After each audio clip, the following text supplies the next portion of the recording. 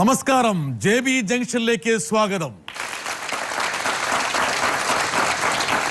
വളരെ സവിശേഷതയുള്ള ഒരു വ്യക്തിത്വമാണ് ഇന്ന് JB ജംഗ്ഷനിൽ അതിഥിയായി വരുന്നത്. വാദ്യകലയുടെ കുലപതി, മേളപ്പെരുക്കത്തിലൂടെ മലയാളിയുടെ മനസ്സിനെ ആറാടിക്കുന്ന മേളപ്രമാണി മറ്റാരുമല്ല, പെരുമനം കുട്ടന്മാരാർ. അദ്ദേഹത്തിനെ നമുക്ക് JB ജംഗ്ഷനിലേക്ക് സ്വാഗതം ചെയ്യാം.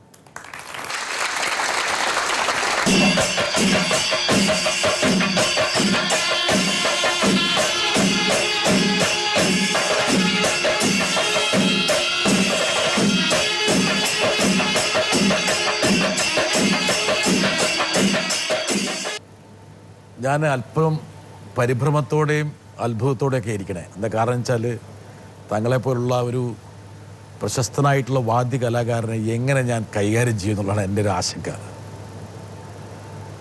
ഒട്ടും പരിഭ്രമം വേണ്ട. സാധാരണക്കാരനാണ് ഞാൻ. അതെനിക്കറിയാം. പക്ഷേ എൻ്റെ ഒരു പ്രശ്നം വെച്ചാൽ എൻ്റെ അജ്ഞതയാണ്. താങ്കൾ ഈ കലയിൽ അഗ്രഗണ്യനാണ്, മേളപ്രമാണിയാണ്. അങ്ങനെ ഉള്ള ഒരു പദവിയുള്ള ഒരാളെ ഞാൻ ഈ ഒരു ഇൻ്റർവ്യൂവിൽ കൊണ്ടുവന്ന് ഒരുപക്ഷെ താങ്കളുടെ ഒരു കലാപരമായിട്ടുള്ള ആ സബരിയോട് നീതി പുലർത്തിയില്ലെങ്കിൽ എൻ്റെ പ്രേക്ഷകർ എന്നെ കുറ്റപ്പെടുത്തും. അതെൻ്റെ ആശങ്ക. ഒരിക്കലുമില്ല. കാരണം ഈ കലയുമായി പ്രവർത്തിക്കുമ്പോൾ അല്ലെങ്കിൽ ചെണ്ട കയ്യിലെടുത്താൽ മേളരംഗത്ത് വരുമ്പോൾ അതിൻ്റെ പ്രവർത്തനമായിട്ട് വരുമ്പോൾ ഞാൻ മേളക്കാരനാവും. അതിൻ്റെ അപ്പുറം സാധാരണക്കാരൻ. ശ്രീ പെരുവനം കുട്ടന്മാരാർ ഒരുപക്ഷെ ഈ ഒരു അസുര കലാരൂപത്തിൻ്റെ പരിച്ഛേദം അല്ലെങ്കിൽ പര്യായമായി മാറിയിരിക്കുകയാണ്. പക്ഷെ ഞാൻ ഈ ഒരു കലാരൂപത്തിന് അപ്പുറത്തേക്ക് താങ്കളെ ഞാൻ കൊണ്ടുപോകും. ഒരുപക്ഷെ താങ്കൾ നേരത്തെ സൂചിപ്പിച്ചതുപോലെ ഒരു സാധാരണക്കാരനായ മനുഷ്യൻ, അതിൻ്റെ വികാര വിക്ഷോഭങ്ങൾ, താങ്കളുടെ ജീവിത രീതികൾ, ഹോബികൾ, കുടുംബം, വളർന്നു വന്ന പടവുകൾ, അതിലേക്കൊക്കെ നമ്മളൊന്ന് എത്തി നോക്കും. പക്ഷെ അതിനു മുമ്പ് ഒരുപക്ഷെ ഒരു പെരുക്ക് നടത്തിയിട്ട് നമുക്ക് തുടങ്ങിയാലോ? ഒന്ന് നടത്തിയാലോ?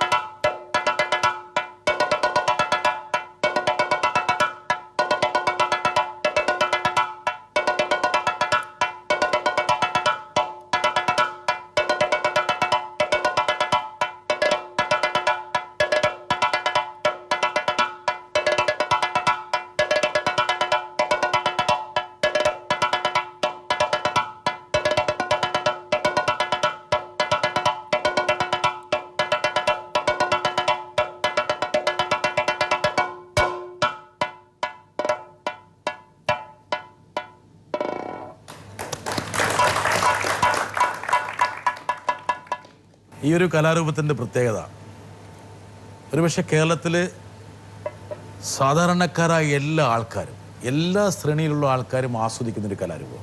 ഒരുമാതിരിപ്പെട്ട എല്ലാ പ്രധാനപ്പെട്ട ഉത്സവങ്ങളിലും ശ്രീ പെരുമനം കുട്ടന്മാരാർ എന്ന് പറഞ്ഞ വ്യക്തി അവിഭാജ്യ ഘടകമാണ്. താങ്കളുണ്ട് എങ്കിൽ ആരാധകരുടെ എണ്ണം അങ്ങനെ വർദ്ധിക്കുകയാണ്.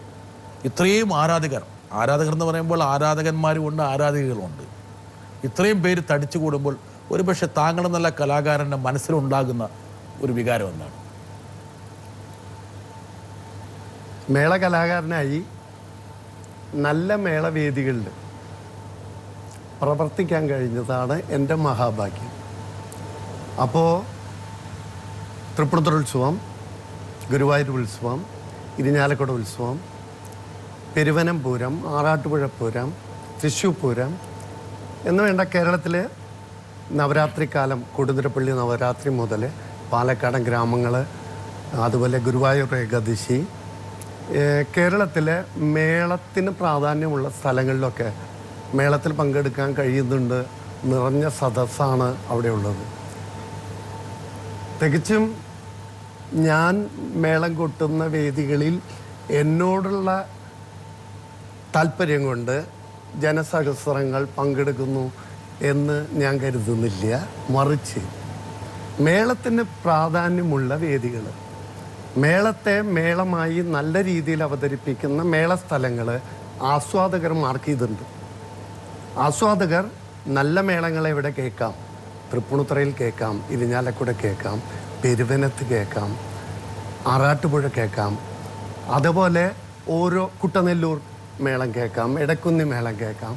അപ്പം നല്ല മേളങ്ങൾ കേൾക്കുന്ന സ്ഥലങ്ങളിൽ ആസ്വാദകർ മാർക്ക് ചെയ്തിട്ടുണ്ട്. താങ്കൾ അല്പം വിനയം കൊണ്ട് അങ്ങനെ പറയണം. എന്താ കാരണം വെച്ചാൽ ആ മേളം മാർക്ക് ചെയ്തു, അതുകൊണ്ട് അവർ വരുന്നു അല്ലെ? അല്ല, ഞാൻ പറഞ്ഞത് എൻ്റെ മഹാഭാഗ്യം ആസ്വാദകർ ശ്രദ്ധിക്കുന്ന അല്ലെങ്കിൽ നല്ല രീതിയിൽ മേളം അവതരിപ്പിക്കാൻ സാധ്യതയുള്ള സ്ഥലങ്ങളിൽ പെർഫോം ചെയ്യാൻ കഴിഞ്ഞതാണ് എൻ്റെ ഭാഗ്യം. അപ്പോൾ ആസ്വാദകർ ഞാൻ ശ്രദ്ധിക്കാറുണ്ട്. ആസ്വാദകർ മേളത്തെ ശ്രദ്ധിക്കുന്നവരാണ്, മേളം നന്നായിട്ട് കേൾക്കാൻ താല്പര്യമുള്ളവരാണ്. അവരെ ഞാൻ നന്നായിട്ട് ശ്രദ്ധിക്കാറുണ്ട്. സ്ഥിരം വെന്യൂസിൽ കാണുന്നവരെയും ശ്രദ്ധിക്കാറുണ്ട്. അവർ മേളത്തിനോടുള്ള താല്പര്യം, പ്രോത്സാഹനം, അത് കലാകാരന് വളരെയധികം. ഞാൻ ഒരാളെ, താങ്കളുടെ ഒരു ആരാധകനെ ഞാൻ ഇപ്പോൾ കൊണ്ടുവരുവാണ്. നോക്കിക്കോളൂ, ആരാധന നോക്കിക്കോളൂ. ചെറിയൊരു ആരാധന അല്ല. എലിഞ്ഞി ചൂട്ടിലെ മേളത്തിന് പ്രധാനം കുട്ടനെ സഹായിക്കുന്ന രണ്ടുപേരും, അവരും ഒരിക്കലും മറക്കാൻ പറ്റില്ല. ഒന്ന് കേളത്ത് അരവിന്ദാക്ഷന്മാരാർ, ഇപ്പുറത്ത് പെരുമന സതീശന്മാരാർ. ഇത് രണ്ടുപേരും ചേർന്ന് പെരുമനം കുട്ടന്മാരാരുടെ മേളമാണ് ഇന്നിപ്പോൾ മറ്റേ പാർമേക്കാവിൻ്റെ എലിഞ്ഞി ചൂട്ടിലെ മേളം. അത് വളരെ കേവലം തന്നെയാണ്. പിന്നെ പല ഇതിലും പെരുമനം കുട്ടന്മാരാണ് ഇപ്പോൾ ലീഡ് ചെയ്യുന്ന മേള പ്രമാണിയായിട്ട്. താങ്കളെ സസൂക്ഷ്മം നിരീക്ഷിക്കുന്ന ഒരുപക്ഷെ നമ്മുടെ ഭാവഗായകനാണ് ശ്രീ പി ജയേന്ദ്രൻ. അദ്ദേഹം പോലും താങ്കളുടെ ഒരു ആരാധകനാണ്. അദ്ദേഹം മേളത്തിന്റെ ആരാധകനാണ്. മേളത്തിന്റെ ജയേട്ടൻ പെരുവനം നാരായണമാരാരെ കുറിച്ച് വളരെയധികം പ്രശംസിച്ച് എന്നോട് പറയാറുണ്ട്. അദ്ദേഹത്തിൻ്റെ കുട്ടിക്കാലം, ഇരിഞ്ഞാലക്കുട ക്രൈസ്റ്റ് കോളേജിൽ പഠിക്കുന്ന കാലം, അദ്ദേഹം ഇരിഞ്ഞാലക്കുട ഉത്സവത്തിന്, കൂടമാണിക്ക ഉത്സവത്തിന് തുള്ളിച്ചാടി നടക്കുന്ന കാലത്ത് പെരുവനം നാരായണമാരായിരുന്നു മേളപ്രമാണി എന്ന് ജയേട്ടൻ എന്നോട് പറഞ്ഞിട്ടുണ്ട്. അതിനുശേഷം പെരുവനം അപ്പുമാരാർ, എൻ്റെ അച്ഛൻ ചേന്നമംഗലം അടക്കം, ചേന്നമംഗലം പാലിയം ജയേട്ടൻ്റെ തറവാട് സ്ഥിതി ചെയ്യുന്ന സ്ഥലത്ത്, ചേന്നമംഗലത്തും അതുപോലെ തന്നെ ഇരിഞ്ഞാലക്കുടയിലും മേളം കൊട്ടുന്നത് ജയേട്ടൻ കണ്ടിട്ടുണ്ട്. ഇന്നിപ്പോൾ ഇരിഞ്ഞാലക്കുടയിലും ചേന്നമംഗലത്തും നേരത്തെ പറയുന്ന എലിഞ്ഞി ചുവട്ടിലെ എലിഞ്ഞിത്ര മേളത്തിനും എനിക്ക് കൊട്ടാൻ കഴിയുന്നു. ഞാനത് ഒരുവിധം ഭംഗിയായി ചെയ്യാൻ സാധിക്കുന്നു. 3 തലമുറകളെ കണ്ട ജയേട്ടനെ പോലുള്ളവർ പറഞ്ഞു, കേളത്ത് അരവിന്ദാക്ഷനും പെരുവനം സതീശനും ഉൾപ്പെടുന്ന പെരുവനം കുട്ടൻ്റെ മേളം അത് കേമാണെന്നാണെന്ന് പറഞ്ഞത്. അപ്പോൾ എൻ്റെ മാത്രം കഴിവല്ല, മേളം സംഘകലയാണ്. സംഘമായി ഞങ്ങൾ ഒത്തൊരുമിച്ച് ചെയ്യുമ്പോൾ മേളം വൻപിച്ചു. പക്ഷെ എന്തൊക്കെ പറഞ്ഞാലും താങ്കൾക്കറിയാം, മേളപ്രമാണിയുടെ ഒരു പക്ഷേ ആ താളത്തിലാണ്, ആ എണ്ണത്തിലാണ് ആ മേളം കൊടുക്കുന്നത്. ഒരു പക്ഷെ അതാണ് അവിടെ തീരുമാനിക്കുകയാണ് ആ സിംഫണി. താങ്കൾക്കൊന്ന് പിഴച്ചാൽ അതെല്ലാം പോകും, എല്ലാം പോകും. അത്രത്തോളം സൂക്ഷ്മത വേണം. മാത്രമല്ല, എനിക്ക് തോന്നുന്നു നിങ്ങൾ വലിയ റിഹേഴ്സൽ ഒന്നും നടത്താറില്ല അല്ലേ? നേരെ കലാകാരന്മാർ കയറുന്നു, തുടങ്ങുന്നു. ഒരുപക്ഷെ നിങ്ങൾക്ക് തമ്മിലൊരു സംസാരം ഉണ്ടോ? എങ്ങനെയാത്? അതാണ് അതിലത്തെ മേളത്തിന്റെ വിജയം, മാനസിക ഐക്യം. സഹകലാകാരന്മാർ അതുപോലെ മറ്റ് ഉപകരണങ്ങളൊക്കെ ചെയ്യുന്ന എല്ലാ കലാകാരന്മാരും തമ്മിലുള്ള ഒരു യോജിപ്പാണ് മേളത്തിന്റെ പ്രധാന ഘടകം. ഇപ്പൊ ഞങ്ങളെയൊക്കെ അത്ഭുതപ്പെടുത്തുന്നത് ഈ എലഞ്ഞിത്തറ മേളം ഒരുപക്ഷെ ലോകത്തിലെ തന്നെ അത്ഭുതങ്ങളിലൊന്നാണ്. അതെ, തീർച്ചയായും. ഇതുപോലെ വലിയൊരു സിംഫണി ഒരുപക്ഷെ ലോകത്തിന്റെ വളരെ അപൂർവമാണ്. ഈ വലിയൊരു സിംഫണിയിൽ ഒരുപക്ഷെ താങ്കളിപ്പോൾ ഒരു 10 പതിറ്റാണ്ടിലേറെയായി അല്ലേ? 14 വർഷം, 16 വർഷമായിട്ട് താങ്കൾ അതിന്റെ പ്രമാണിയാണ്. താങ്കളെ ലോകമെമ്പാടുമുള്ള ആരാധകർ സൂക്ഷ്മമായി നിരീക്ഷിക്കും. ഒരുപക്ഷെ താങ്കളുടെ വിരലൻ്റെ അറ്റം, താങ്കളുടെ വടിക്കും എല്ലാം നോക്കിക്കൊണ്ടിരിക്കുകയാണ്. എപ്പോഴെങ്കിലും താങ്കൾക്ക് ഒരുപക്ഷെ താങ്കൾ വിചാരിക്കാത്ത, എൻ്റെ ഒരു ചോദ്യമാണ്, വിചാരിക്കാത്തൊരു തലത്തിലേക്ക് മേളത്തെ കൊണ്ടെത്തിക്കാൻ കഴിഞ്ഞു എന്ന് താങ്കൾ ചിന്തിച്ചിട്ടുണ്ടോ? അതെയോ താങ്കൾ വിചാരിച്ച തലത്തിൽ മാത്രമാണോ മേളം? നിങ്ങൾ തന്നെ അറിയാതെ വേറൊരു തരത്തിലേക്ക് ഇത് പോകുന്ന ഒരു അങ്ങനെ ഒരു ചിന്ത താങ്കളെ ബാധിച്ചിട്ടുണ്ട്? മേളത്തിന് കൃത്യമായൊരു ഔട്ട്ലൈൻ ഉണ്ട്. ഒരു ശാസ്ത്രമുണ്ട്, ശാസ്ത്രീയ കലയാണ് മേളം. താളാധിഷ്ഠിതമായി ചിട്ടപ്പെടുത്തിയിട്ടുള്ള അതിൽ വരുന്ന മാറ്റങ്ങളെ ഉൾക്കൊണ്ട് പ്രവർത്തിക്കാനുള്ള സംവിധാനമുള്ള ഒരു ശൈലിയാണ് മേളത്തിലുള്ളത്. അപ്പം മേളം പഠിച്ചവരാണ് കലാകാരന്മാരായിട്ടൊക്കെ വരുന്നത്.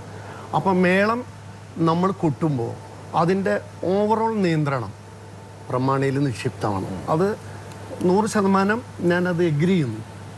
പക്ഷെ പ്രമാണിക്ക് ഉണ്ടാവേണ്ട ക്വാളിറ്റീസ് എൻ്റെ സഹകലാകാരന്മാരെ മനസ്സിലാക്കിക്കൊണ്ട് അവരുടെ സ്ട്രെങ്ത് അല്ലെങ്കിൽ അവരുടെ പൾസ്, അവരുടെ പ്രയോഗ വൈഭവം എന്താണെന്ന് മനസ്സിലാക്കി ഇവരുടെ ആകത്തുക കണ്ടെത്തി ആ ഒരു മീഡിയത്തിൽ പ്രവർത്തിച്ച് ഇതിനെ കൺട്രോൾ ചെയ്ത് നടത്താണ്. അപ്പോൾ പ്രമാണി നിശ്ചയിക്കുന്ന തലത്തിലാണ് മേളം തുടങ്ങുന്നതും നടക്കുന്നതും നിർത്തുന്നതും ഒക്കെ. അപ്പോൾ വേറൊരു തലത്തിലേക്ക് മേളം, പ്രമാണി എന്ന് പറഞ്ഞാൽ മേളത്തിൻ്റെ സംവിധായകനാണ് ശരിക്കും. താങ്കളുടെ കയ്യിൽ നിൽക്കണം ഇത്. അപ്പം പ്രമാണിയാണ് ആ മേളത്തെ ഏത് തലത്തിലേക്ക് പോകണം എന്ന് തീരുമാനിക്കുക. അപ്പോൾ പ്രമാണി നിശ്ചയിക്കുന്ന തലത്തിൽ തന്നെയാണ് മേളം പോകേണ്ടത്. വേറൊരു തലത്തിലേക്ക് പോകാൻ ഒരിക്കലും അനുവദിക്കാൻ പറ്റില്ല. അങ്ങനെ എന്തെങ്കിലും ഡിസ്പാരിറ്റി വരുമ്പോൾ പ്രമാണി അത് ശ്രദ്ധിക്കണം, മൈന്യൂട്ടായിട്ട് ചെക്ക് ചെയ്തുകൊണ്ട് അവരെ അത് ധരിപ്പിക്കണം. താങ്കൾ എങ്ങനെയാണ് ധരിപ്പിക്കാറ്? ആ കമ്മ്യൂണിക്കേഷൻ ഒരു നോട്ടം മതിയോ? മതി മതി മതി അതായത് എൻ്റെ സഹകലാകാരന്മാർ, എൻ്റെ മേളത്തെ സംബന്ധിച്ച് മേളത്തിൻ്റെ വിജയം സഹകലാകാരന്മാരുടെ ഐക്യം, ഒരുമിച്ചുള്ള പ്രവർത്തനം. അവർ പ്രമാണിയുടെ പോലെ തന്നെ മേളത്തിൽ ശ്രദ്ധിച്ച് നിൽക്കണം. പ്രത്യേകിച്ചും പ്രമാണിയെ ശ്രദ്ധിച്ച് നിൽക്കണം. പ്രമാണിയോട് സഹകരിക്കുകയാണ് മേള കലാകാരന്മാരുടെ ധർമ്മം. അപ്പോൾ അവരത് 100% അങ്ങനെ ശ്രദ്ധിച്ച് നിൽക്കുമ്പോൾ നിസാര കറക്ഷൻസ് ഉണ്ടെങ്കിൽ പ്രമാണിയെ ശ്രദ്ധിക്കുമ്പോൾ അവരത് മനസ്സിലാകും, എന്നെ ശ്രദ്ധിക്കുന്നു. എന്താ ഇതിനകത്തൊരു കമ്മ്യൂണിക്കേഷൻ ഞാൻ പലപ്പോഴും താങ്കളുടെ മുഖഭാവങ്ങൾ നോക്കാറുണ്ട്. എന്താ കാരണം വെച്ചാൽ ഒരു പക്ഷേ ഇതിൻ്റെ ഒരു ഇൻട്രിക്കസീസ്, ഒരു പക്ഷേ ഇതിൻ്റെ എല്ലാ തലങ്ങളും നമുക്ക് മനസ്സിലാകണമെന്നില്ല. നമ്മളതിൻ്റെ ഒരു ശബ്ദവിന്യാസത്തെ ആസ്വദിക്കുകയാണ് ചെയ്യുന്നത്. ആ താള നിബിഡമായിട്ടുള്ള അന്തരീക്ഷത്തെ നമ്മൾ ആവാഹിക്കുകയാണ്. പക്ഷേ ഇതിൻ്റെ കുറവുകളും കുറ്റങ്ങളും ഒക്കെ ഉണ്ടെങ്കിൽ ഒരു പക്ഷേ മനസ്സിലാക്കാൻ പറ്റുന്നത് താങ്കളുടെ മുഖത്ത് നോക്കിയാൽ മതി. താങ്കളുടെ മുഖത്തതുണ്ട്. എന്താ കാരണം വെച്ചാൽ അത് താങ്കളുടെ മുഖം വളരെ എന്താ പറയുക, വളരെ പ്രകടനപരതയുള്ളതാണ്. അതായത് പെട്ടെന്ന് താങ്കളുടെ മുഖത്ത് നോക്കി കഴിഞ്ഞാൽ എവിടെയെങ്കിലും പാളിച്ചുണ്ടോ താളപ്പഴയുണ്ടോ എന്നും ഞങ്ങൾക്ക് പോലും മനസ്സിലാക്കാൻ പറ്റും സാധാരണക്കാർ. താങ്കളുടെ ഏറ്റവും വലിയ ശാസന എങ്ങനെയാണ്? ഒരാൾ തെറ്റിച്ചാൽ താങ്കൾ എങ്ങനെയാണ് ശാസിക്കുന്നത്? മേളം നടന്നുകൊണ്ടിരിക്കുന്നു, ഒരാൾക്ക് പിഴവ് സംഭവിക്കുന്നു, ഇപ്പം ഞാൻ അങ്ങ് ചിരിക്കുന്നു. അങ്ങയുടെ അവതരണം വളരെ രസമായിട്ട്, വളരെ സന്തോഷത്തോടു കൂടിയിട്ട്, ഓരോ ഗൗരവത്തോടു കൂടിയിട്ടുള്ള ആ അഭിനയ ചാതുരി മുഴുവൻ നിറഞ്ഞിട്ട് നിൽക്കുന്നുണ്ട്. അത് പല എപ്പിസോഡുകളിലും എൻ്റെ കാര്യത്തിലായാലും ഞാൻ വീക്ഷിക്കുന്നു. ഇപ്പം ഞാൻ ഇവിടെ ചിരിച്ചിരിക്കുന്നു. മേളം കൊട്ടാൻ ചെന്നാൽ 300 ആളുടെ ഒരു കൺട്രോളറാണ് എന്ന ഉത്തമ വിശ്വാസം ഉൾക്കൊള്ളുമ്പോൾ ഞാൻ കുറച്ചുകൂടി സീരിയസാണ്. പലപ്പോഴും എൻ്റെ സുഹൃത്തുക്കൾ തന്നെ എന്നോട് പറയാറുണ്ട്, ഒന്ന് ചിരിച്ചു നിന്നൂടെ, എന്തിനാ ഈ ബലം പിടിച്ച് നിൽക്കണത്? അപ്പോൾ ഒരു കാര്യം സാറ് പറഞ്ഞത് കൃത്യമായിട്ട് ശരിയാണ്. മേളം അതിൻ്റെ നല്ല നിലയിൽ തൂങ്ങും. ഞാൻ ഉദ്ദേശിക്കുന്ന തലത്തിൽ അല്ലെങ്കിൽ മേളത്തിൻ്റെതായ തലത്തിലത് മേളം സഞ്ചരിക്കുമ്പോൾ ഞാൻ വളരെ പ്രസന്നവദനായിരിക്കും. അതല്ലെങ്കിൽ താങ്കളുടെ മുഖത്ത് എൻ്റെ ഒരു പ്രത്യക്ഷത്തിൽ വരും. ഞാൻ റിയാക്ട് ചെയ്യും. സഹകലാകാരന്മാർക്ക് അത് മനസ്സിലാവും. അവരെ വേണ്ട വിധത്തിൽ ഞാൻ കമ്മ്യൂണിക്കേറ്റ് ചെയ്യും. ഒന്ന് എക്സ്പ്രഷൻ, ഒന്ന് ആംഗ്യം. അത് തന്നെയാണ് ഞങ്ങൾക്ക്. വേറെ ഉപാധിയില്ല. വേറെ സാങ്കേതികമായിട്ടൊരു സപ്പോർട്ടും ഞങ്ങൾക്ക് ഇല്ല ഇതിൻ്റെ അകത്ത്. ഒരാളും കൂടി ഉടനെ വരാൻ വേണ്ടി വെമ്പി നിൽക്കുകയാണ്. താങ്കൾക്ക് നല്ല പരിചയമുള്ള ഒരാളാണ്. ഒരു ചെണ്ടക്കാരൻ എന്ന് പറഞ്ഞാൽ ഏറ്റവും കൂടുതൽ കിട്ടുന്നത് ആ ഉത്സവത്തിന് അത് കഴിഞ്ഞാൽ കിട്ടുന്ന ഭക്ഷണം, ഊട്ടുപുരയിൽ നിന്നും കിട്ടുന്ന ഭക്ഷണം, അല്ലെങ്കിൽ അങ്ങനെയൊക്കെ അത്രയൊക്കെ ഉള്ളൂ. അല്ല അതൊരു വലിയ പ്രതിഫലവും കാര്യങ്ങളും ഉണ്ടായിരുന്നു എന്ന് എനിക്ക് തോന്നിയിട്ടില്ല. എൻ്റെ കുട്ടിക്കാലത്ത് ഞാൻ കണ്ടിട്ടുള്ള അനുഭവങ്ങളാണ് പറയുന്നത്. അപ്പോൾ അതുകൊണ്ട് തന്നെ ചിലപ്പോൾ ഒരു മാരാർക്ക് അല്ലെങ്കിൽ ഒരു ചെണ്ടക്കാരൻ അദ്ദേഹത്തിൻ്റെ മകനെയോ അല്ലെങ്കിൽ അടുത്ത അവകാശികളെയോ ചെണ്ടക്കാരനാക്കണം എന്നൊരാഗ്രഹമൊന്നും 10-50 വർഷം മുമ്പ് ഉണ്ടായിട്ടില്ല. ഇന്നങ്ങനെയല്ല. കാലഘട്ടം മാറി. ചെണ്ടയ്ക്ക് അതിൻ്റേതായിട്ടൊരു പൊസിഷൻ കൈവന്നു. എല്ലാ ഉത്സവപ്പറമ്പുകളിലും വളരെ യങ്സ്റ്റേഴ്സായിട്ടുള്ള, അതായത് കാതിൽ ഇതേപോലെ ചെറിയ കമ്മലൊക്കെ ഇട്ടിട്ടുള്ള, ഞാൻ അങ്ങനെ യങ്സ്റ്റർ എന്ന് പറഞ്ഞാൽ എന്നെ ഉദ്ദേശമല്ല, വളരെ ചെറുപ്പമായിട്ടുള്ള കുട്ടികളിന്ന് മേളം കേൾക്കാൻ വേണ്ടിയിട്ട് താളം പിടിച്ചുകൊണ്ട് ഉത്സവപ്പറമ്പുകളിലൊക്കെ നിൽക്കുന്നു. അപ്പോൾ ചെണ്ട ഒരു വളരെ ഒരു ജനകീയമായിട്ടുള്ള സംഗതിയിലേക്ക് വന്നു. ഇപ്പോൾ എല്ലാ ചെണ്ടക്കാർക്കും നല്ല പ്രതിഫലമുണ്ട്, നല്ല ഇതുണ്ട്, അങ്ങനെ. അപ്പം ഇതൊക്കെ ഇന്നത്തെ രീതിയിലാക്കി എടുത്തതിൽ ഒരുപാട് പേർക്ക് പങ്കുണ്ട്. അതിൽ അങ്ങേക്കൊരു വളരെ പങ്കുണ്ട്, ഒരു ചെറിയ പങ്ക് എനിക്കുമുണ്ട്. ഇന്ന് ഒരു ചെണ്ടക്കാരനെന്ന് പറയുന്ന കേരളത്തിൽ ഒരു പത്മശ്രീ വരെ മേടിച്ച ആ ലെവലിൽ എത്തി നിൽക്കാൻ പാകത്തിനുള്ള ഒരു വലിയ പൊസിഷനിലേക്ക് എത്തിയിട്ടുണ്ട്. അപ്പോൾ ഞാൻ മറ്റൊന്നുമല്ല ചോദിക്കുന്നത്, തൃശ്ശൂർ പൂരം പോലെ അല്ലെങ്കിൽ പൂർണ്ണത്രയേശൻ്റെ മുമ്പിൽ നിൽക്കുമ്പോൾ ആയിരക്കണക്കിന്, പതിനായിരക്കണക്കിന്, ലക്ഷക്കണക്കിന് ജനങ്ങൾ കൈവീശി ഒരേ താളത്തിൽ, അല്ലെങ്കിൽ പഞ്ചാരിയുടെ അല്ലെങ്കിൽ പാണ്ടിയുടെ താളം മുറുകി നിൽക്കുമ്പോൾ അതിൻ്റെ പ്രമാണസ്ഥാനത്ത് നിൽക്കുന്ന ഒരാൾക്കുണ്ടാവുന്നൊരു ഫീലിംഗ് ഉണ്ട്. ആ ഒരു ഫീലെന്ന് പറഞ്ഞറിയിക്കാൻ വയ്യാത്തതാണ്.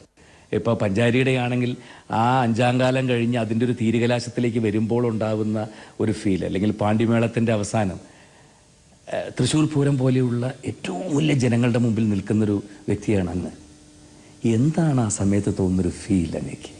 വളരെ വളരെ പ്രസക്തമായിട്ടുള്ള ഒരുപക്ഷെ ഈ ഒരു വാദ്യ കലാരൂപത്തെ പോപ്പുലറൈസ് ചെയ്യുന്നതിൽ താങ്കളോടൊപ്പം തന്നെ പ്രവർത്തിക്കുന്ന ഒരാളാണ്. ഇപ്പോൾ ജയറാമിനെ പോലുള്ളൊരു മുൻനിര നടനൊക്കെ ഇതിലേക്ക് വരുവാണ്. പക്ഷെ അദ്ദേഹം ചെണ്ടയെക്കുറിച്ച് പറയുമ്പോൾ അദ്ദേഹത്തിന് തന്നെ ഒരുപക്ഷെ സിനിമയെക്കുറിച്ച് പറയുന്നതിനേക്കാളും കൂടുതൽ വാചാലതയാണ്. അദ്ദേഹം ചോദിച്ചൊരു ചോദ്യമുണ്ട്. ആയിരക്കണക്കിന് ആൾക്കാർ താങ്കളുടെ താളത്തിനനുസരിച്ച് കൈവീശിക്കൊണ്ട് താങ്കളുടെ ഈ കലാരൂപത്തെ ആസ്വദിക്കുകയും അതിലേക്ക് ലയിച്ചിറങ്ങുകയും ചെയ്യുമ്പോൾ ഈ വലിയൊരു കലാവിരുന്നിന് നേതൃത്വം നൽകുന്ന മേളപ്രമാണിയുടെ മനസ്സിലൂടെ കടന്നു പോകുന്ന വികാരം എന്തായിരിക്കും? ഒരുപക്ഷെ താങ്കൾ അറിയാതെ തന്നെ താങ്കളുടെ മനസ്സിൽ ഒരുപാട് വികാര വിക്ഷോഭങ്ങൾ ഇങ്ങനെ അലതല്ലുന്നുണ്ടാവും.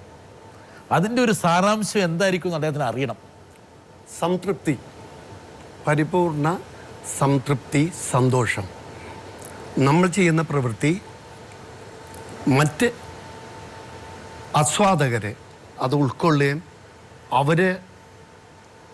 അവരുടെ ആനന്ദം, സന്തോഷം കണ്ടെത്തുന്ന ഒരു തലത്തിലേക്ക് എത്താൻ ഞങ്ങളുടെ കൂട്ടായ പ്രവർത്തനം കൊണ്ട് സാധിക്കുന്നു എന്നുള്ള സംതൃപ്തി, അതോടൊപ്പം നല്ല ഒരു മേളം അനുഭവിച്ച അനുഭൂതി. അത് തൃശ്ശൂർ പൂരം പോലുള്ളൊരു മേളം കൊല്ലത്തിലൊരിക്കൽ തൃശ്ശൂർ നടക്കുന്നു. അത് കഴിയുമ്പോൾ ഉണ്ടാവുന്ന സംതൃപ്തി പറഞ്ഞറിയിക്കാൻ പറ്റിയ വലിയൊരു ഊർജ്ജ പ്രവാഹം നടക്കുന്നുണ്ടാവും അല്ലേ? വലിയൊരു ഊർജ്ജം താങ്കളുടെ ശരീരത്തിലേക്ക്. പിന്നെ അതായത് നമുക്ക് കിട്ടുന്ന ഏത് അംഗീകാരങ്ങളും ഈ ജനസഹസ്രങ്ങളുടെ ആസ്വാദനം, അവരെ അത് ശ്രദ്ധിക്കുന്നു, കാണുന്നു, അവർ സംതൃപ്തി കൊള്ളുന്നു. അതന്നെയാണ് വലിയൊരു അംഗീകാരം. എനിക്കൊരു ചോദ്യം എന്താ, കാരണം വെച്ചാൽ പല കലകൾക്കും ഉദാഹരണം പറഞ്ഞാൽ ഒരുപക്ഷെ ആസ്വാദകരുടെ ഭാഗത്ത് നിന്ന് കിട്ടുന്ന ആ പോസിറ്റീവായിട്ടുള്ള എനർജി, ഭയങ്കര എനർജി വരാം, നിങ്ങൾ ആവാഹിക്കുകയാണ് ആ എനർജി. അപ്പോൾ മതിമറന്ന് പ്രവർത്തിക്കാറുണ്ട് ആൾക്കാർ. മതിമറന്ന് അഭിനയിക്കുക, മതിമറന്ന് പാടുക, നിലമറന്ന് അവർ തന്നെ അറിയുന്നില്ല അവരെന്താണെന്ന്, വേറൊരു രൂപത്തിലേക്ക് പോവുകയാണ്.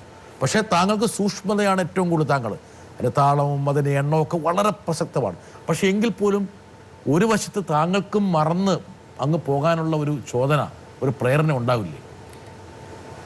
തികച്ചും പ്രേരണയുണ്ട്. ആസ്വാദനം നല്ല നിലയിലാണെങ്കിൽ ആസ്വാദകൻ നല്ല നിലയിൽ ആസ്വദിക്കും. വേണ്ട പ്രചോദനം തരുമ്പോൾ, നിറഞ്ഞ സദസ്സ് കൈവീശി താളം പിടിക്കുമ്പോൾ, കൃത്യമായ താളം നമ്മുടെ താളവുമായി പൊരുത്തപ്പെടുമ്പോൾ നമുക്ക് കൂടുതൽ പ്രചോദനമുണ്ട്, നന്നായി പ്രവർത്തിക്കാൻ സാധിക്കും. ഇത് ജയറാം പറഞ്ഞൊരു കാര്യമുണ്ട്. അതായത് മുൻകാലങ്ങളിലൊക്കെ ഒരു പക്ഷേ ഒരു ജാതിനിഷ്ഠമായിട്ടൊരു കലാരൂപമായിരുന്നു, അല്ലെങ്കിൽ അതിൻ്റെതായ പ്രത്യേകത. ഇപ്പോഴും അതിന് ഒരുപാട് ഹാങ് ഓവറുകളുണ്ട്, അതിപ്പോഴും ശരി തന്നെയാണ്. പക്ഷെ ഒരുപാട് ആൾക്കാർ ഇതിലേക്ക് വരുന്നുണ്ട്. ഇപ്പോൾ ഞങ്ങളുടെ കൈരളിയുടെ ഒരു മാർക്കറ്റിംഗ് മാനേജർ ജയശങ്കർ തന്നെ ഞായറാഴ്ച ഇത് ചെണ്ട പഠിച്ചുകൊണ്ടിരിക്കുകയാണ്. അയാൾക്ക് ഇതുമായിട്ട് ഞാൻ ബന്ധമില്ല, പക്ഷേ എങ്കിൽ പോലും ഒരുപക്ഷെ താങ്കളിൽ നിന്നൊക്കെ ഊർജ്ജം ആവാഹിച്ചുകൊണ്ടായിരിക്കാം. അങ്ങനെ ഒരുപാട് ആൾക്കാർ, പ്രൊഫഷണൽസ്, പല മേഖലയിൽ പ്രവർത്തിക്കുന്ന ആൾക്കാർ ഈ രംഗത്തേക്ക് വന്നുകൊണ്ടിരിക്കുകയാണ്. താങ്കളെപ്പോഴും ആൾക്കാർക്ക് സന്തോഷം ഉണ്ടാകേണ്ട കാര്യമാണ്. തീർച്ചയായിട്ടും. പണ്ട് മര്യാദയ്ക്ക് ഒരു മേളം കഴിഞ്ഞാൽ ഒരു ഊണ് പോലും കിട്ടില്ല. എനിക്കൊന്ന് അല്പം അരി പാക്ക് ചെയ്ത് തരികയായിരുന്നു അല്ലേ പണ്ടത്തെ ഒരു ശീലം? പണ്ട്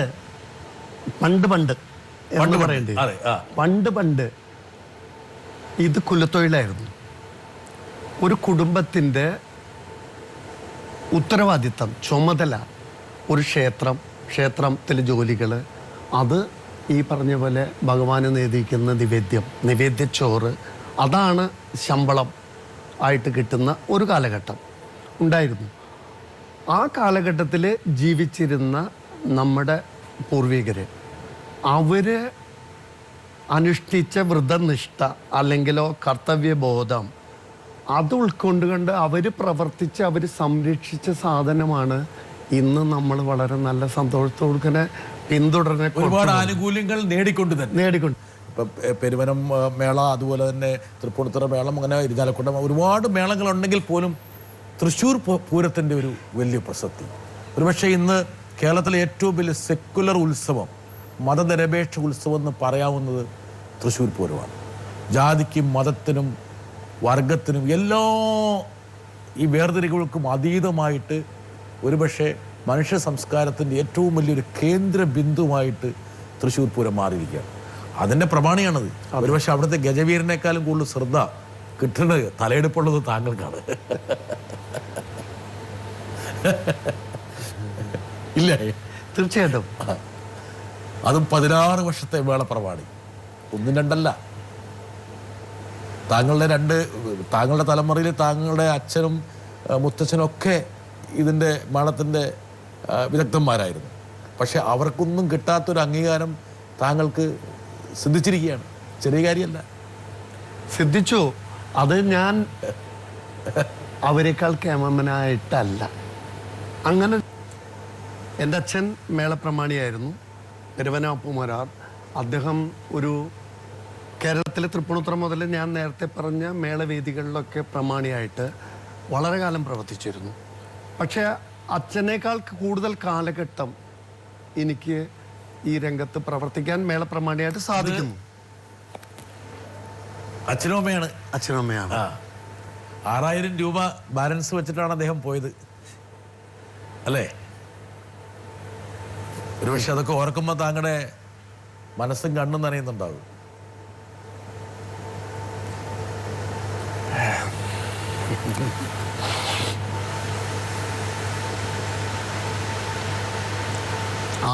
രൂപ എൻ്റെ ബുക്കിൽ ഞാൻ അത് മെൻഷൻ ചെയ്തിരുന്നു എന്ന് തോന്നുന്നു. അതാവും സാർ കിട്ടിയത്. അച്ഛൻ പ്രവർത്തിക്കുന്ന മേഖലയിൽ പ്രതിഫലിച്ച് കൂടാതെ പ്രവർത്തിച്ച ഒരു കാലഘട്ടത്തിലാണ് അച്ഛൻ ജീവിച്ചത്. സഹപ്രവർത്തകരെ എങ്ങനെ നിലനിർത്താം, കൂടെ യോജിപ്പിച്ച് ഐക്യത്തോടെ നിർത്താം, കിട്ടുന്ന പ്രതിഫലം പരമാവധി സഹകലാകാരന്മാർക്ക് കൊടുത്ത് മിച്ചം ഈ കൈപ്പിടിയിൽ ഒതുക്കാവുന്നത് അല്ലെങ്കിൽ ഈ ഒക്കത്ത് തിരികാവുന്നത് മാത്രം കൈപ്പറ്റി ജീവിച്ച ആളാണ്. അദ്ദേഹത്തിന് ആദ്യകാലങ്ങളിലൊന്നും ബാങ്ക് അക്കൗണ്ട് ഒന്നും ഉണ്ടായിരുന്നില്ല. അതിൻ്റെ ആവശ്യമില്ല. ബാങ്ക് കൈപ്പിടിയാണ്, അല്ലെങ്കിൽ അത് വെക്കുന്ന സ്ഥലം സൂക്ഷിച്ചു വെക്കാൻ അത്രയ്ക്കധികമൊന്നുമില്ല. ഡേ ടു ഡേ കാര്യങ്ങൾ വളരെ ഭംഗിയായിട്ട് നടത്തും. വീട്ടിൽ ഒന്നിനും ക്ഷാമമില്ല. അമ്പലത്തിൽ നിന്ന് ചോറ് കിട്ടും. ബാക്കി ഏത് കാര്യങ്ങളായാലും അച്ഛൻ്റെ ജോലിയിൽ നിന്ന് അന്നന്ന് നടത്തും. നീക്കിരിപ്പ് കുട്ടികളാണ്, കുടുംബമാണ്, അവർക്ക് വേണ്ട വിദ്യാഭ്യാസം, അവരുടെ എല്ലാ കാര്യങ്ങളും വളരെ വൃത്തിയായിട്ട്.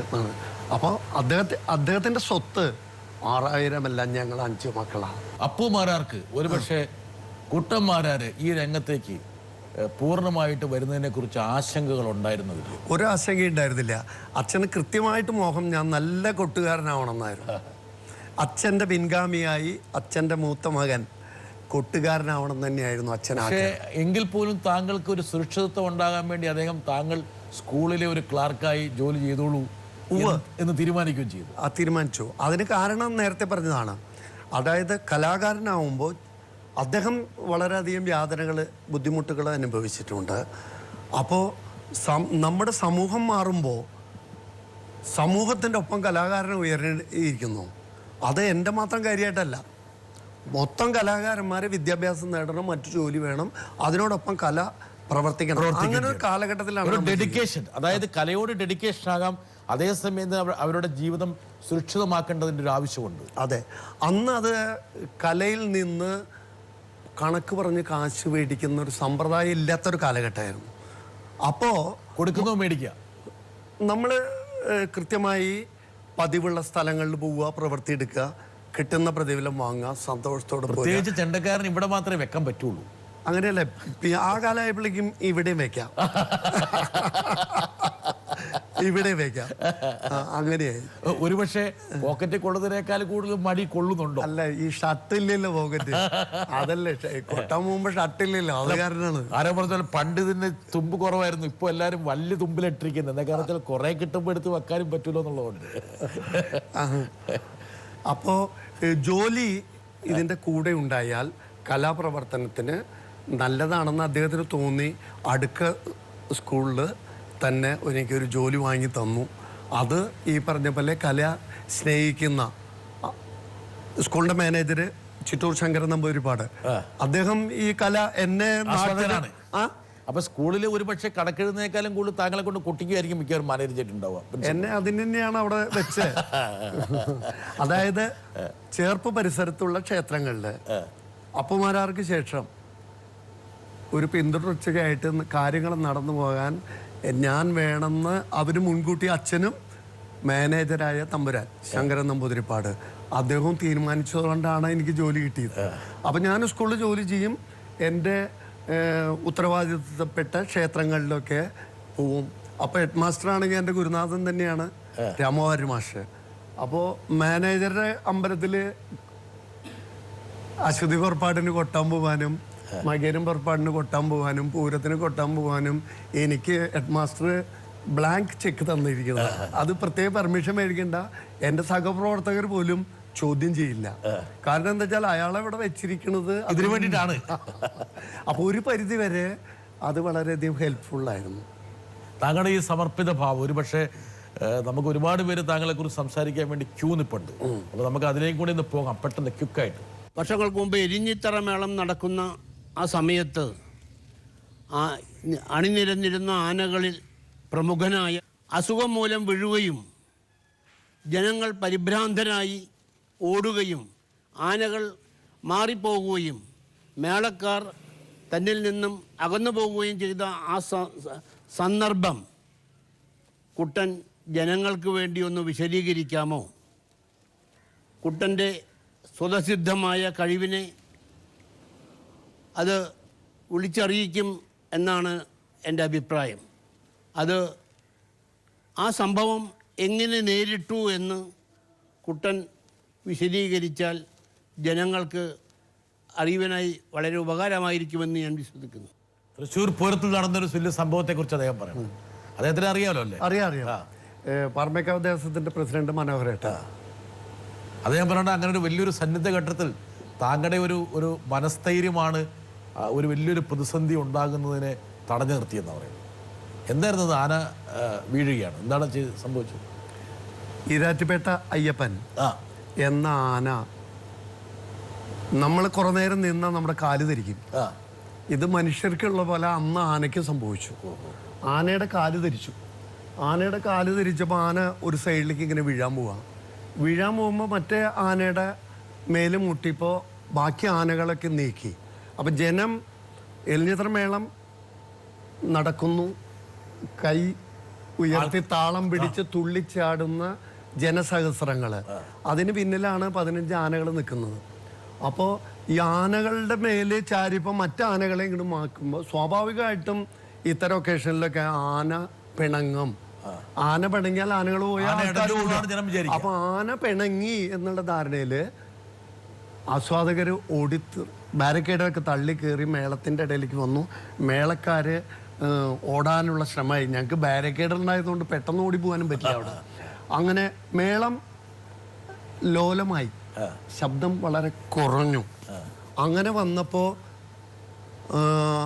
കൃത്യമായിട്ട് ഒരു സെക്കൻഡ് കൊണ്ട് ആന പിണങ്ങിയതല്ല, ആനയുടെ എന്തോ ആനയ്ക്ക് അസുഖം ബാധിച്ചിട്ട് ഉള്ള പ്രശ്നമേ ഉള്ളൂ, ആന പിണങ്ങിയിട്ടില്ല എന്ന് എനിക്ക് മനസ്സിലായി വിത്തിൻ എ സെക്കൻഡ്.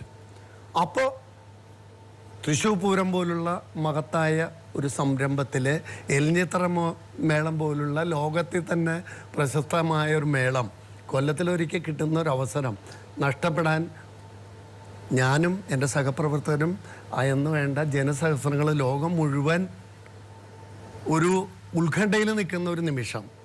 ആ നിമിഷത്തിൽ ഏതൊരു ശക്തി, അദൃശ്യമായ ശക്തി എഴുന്നള്ളിച്ച് നിന്ന ഭഗവതി, പാർമേക്കാവ് ഭഗവതി, വടക്കുന്നാഥൻ, അല്ലെങ്കിൽ പെരുവനത്തെരട്ടയപ്പൻ ചേർപ്പ് ഭഗവതി, ഏതൊരു ശക്തി എന്നെ പ്രേരിപ്പിച്ചു. നിർത്തേണ്ട അവസരമല്ല, തുടരണം എന്ന് പറഞ്ഞു. ഞാൻ മേളത്തെ വീണ്ടും എൻ്റെ ഗുരുക്കന്മാരുടെ അനുഗ്രഹം കൊണ്ട്, ഗുരുനാഥന്മാരുടെ അനുഗ്രഹം കൊണ്ട് അവരും എന്നെ വേണ്ട അനുഗ്രഹം തന്നിട്ട് ഞാൻ മേളം വീണ്ടും തുടങ്ങുകയും എൻ്റെ സഹകലാകാരന്മാരൊക്കെ അതിൻ്റെ ഒപ്പം ചേർന്നു. അവിടെ എന്തോ സംതിങ് സംഭവിച്ചു എന്ന് മാത്രം ധരിക്കുകയും മേളം ഉടനെ ഫുൾ സ്വിങ്ങിലേക്ക് പഴയ പോലെ തുടർന്നു.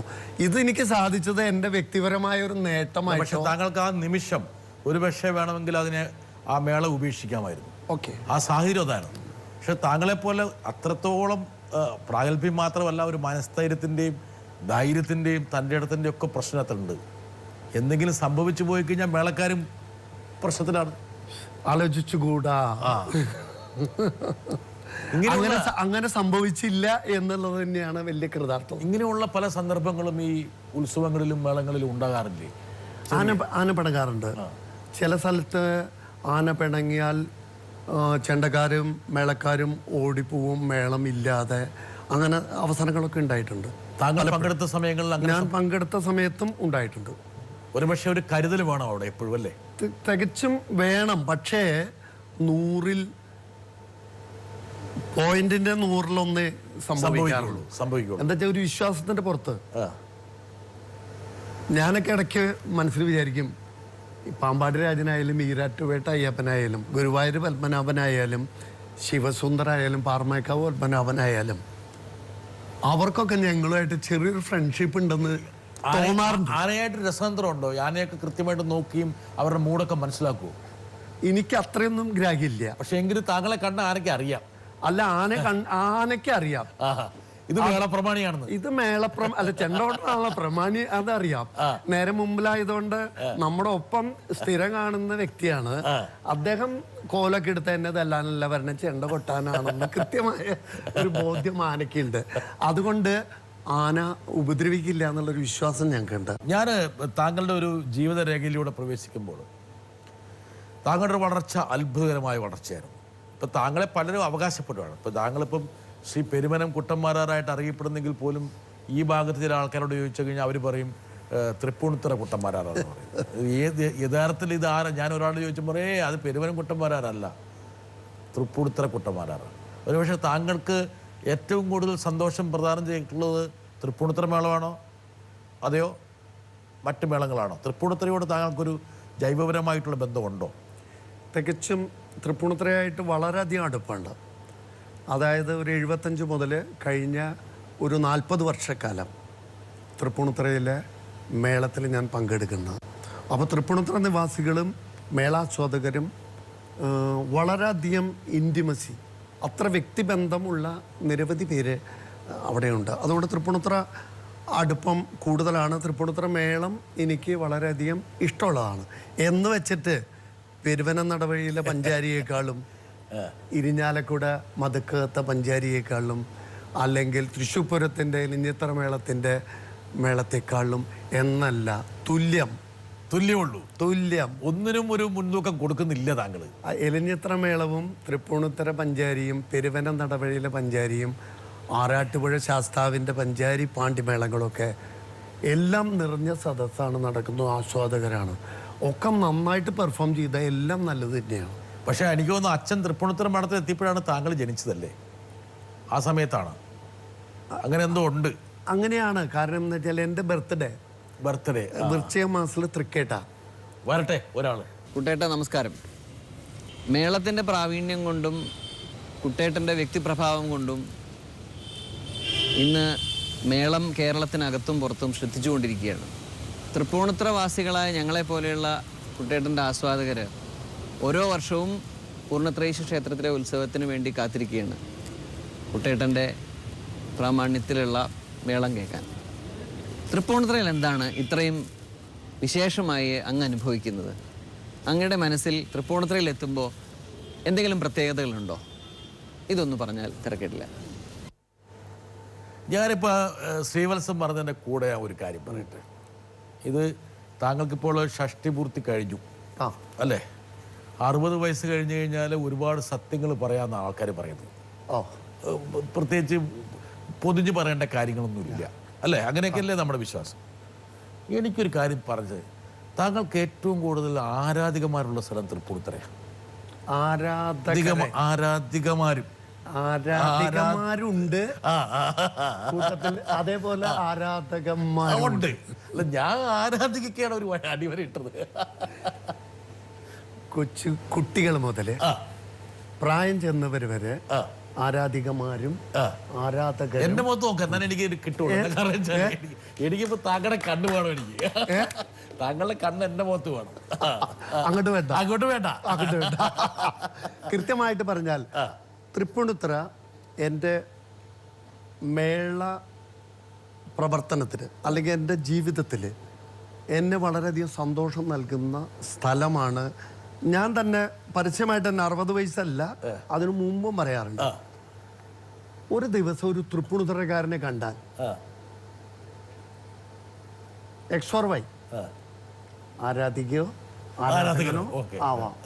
ഒരു തൃപ്പൂണിത്തുറക്കാരനെ കണ്ടാൽ ശ്രീ പൂർണ്ണത്രയീശനെ കണ്ട പോലെയാണ് എനിക്ക് ശ്രീ പൂർണ്ണത്രയീശനോടുള്ള ഭക്തി, ശ്രീ പൂർണ്ണത്രയീശന്റെ ഉത്സവത്തിലുള്ള മേളത്തിനോടുള്ള ഭക്തി, ജനങ്ങൾക്കുള്ള ഭക്തി, ആസ്വാദകർക്കുള്ള ഭക്തി, അവരെ ആ ഭക്തി, മേളത്തോടുള്ള അവരുടെ ആരാധന, ആസ്വാദനം, അതാണ് എന്നെ അവരെ കൂടുതൽ അടുപ്പിക്കുന്നത്. റൈറ്റ്, ഞാൻ ഒന്നും കൂടി ഒന്ന് മാന്തട്ടെ.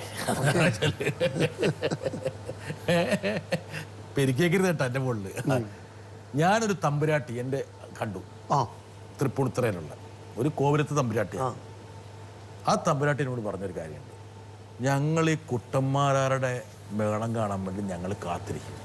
ഞങ്ങളുടെ കൂട്ടത്തിലുള്ള ഒരുപാട് ആൾക്കാർക്ക് അദ്ദേഹത്തിനോട് കടുത്ത ആരാധനയും പ്രണയമായിരുന്നു.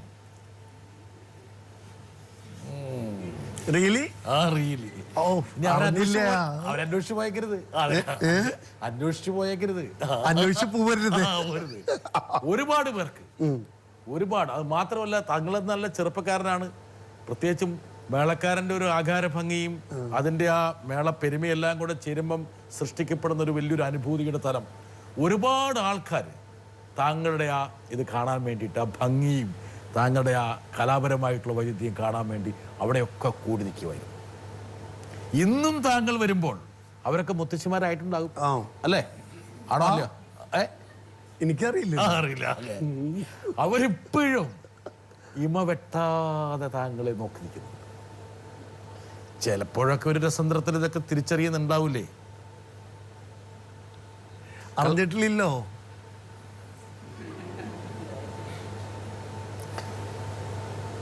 ഇവിടെയാണ് ചെറിയൊരു കള്ളം പറയാനുള്ളൊരു ചോദന കാണുന്നത്.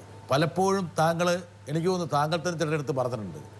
ഇല്ല, അവിടെയാണ് കറക്റ്റ് സത്യം പറയാ. സത്യം പറയാവുള്ളൂ. സത്യം പറയൂ. മനസ്സിലായോ? ചെണ്ടയാണ് സത്യം. ദേവാസുരം സിനിമയിലെ